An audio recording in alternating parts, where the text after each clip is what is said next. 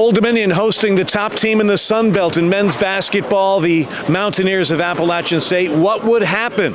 I'm Ted Alexander. This is Dennis Wolf. What happened was a pretty darn good basketball game, Dennis. For 30 minutes, the Monarchs were right there. Defensively, they really did what they had hoped to do. They battled their post players. They forced the ball out of the lane, and they finished plays enough rebounding-wise.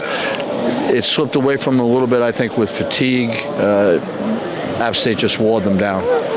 The end of the first half, Monarchs had a little bit of a lull, and they fell behind by 7 at intermission, but they kept battling, and they were hitting shots, and Devin Caesar and Chauncey Jenkins were doing their thing, and they had a 56-53 lead down the stretch, but that's where the fatigue and the experience and the way App State plays came back to haunt ODU. Well, it's easy. This was our first look at them. It's easy to see why they're in first place. They're strong.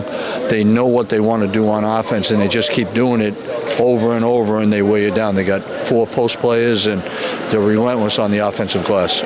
The Monarchs, as we mentioned, didn't take as many horrible shots, didn't play as horribly on defense. They hung in there and they battled as they always do, but you could see down the stretch the rebounding edge went to App State.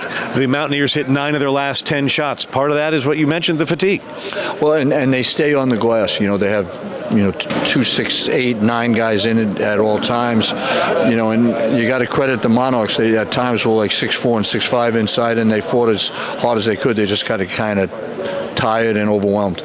Devin Caesar leads the Monarchs tonight with 22 points. Chauncey Jenkins added 19, 11 for Tyrone Williams, and in the end, it's an App State victory by a final count of 82-67. But 30 minutes, it was good basketball, and I think everyone connected to the program would like to close out Saturday's last home game with a win.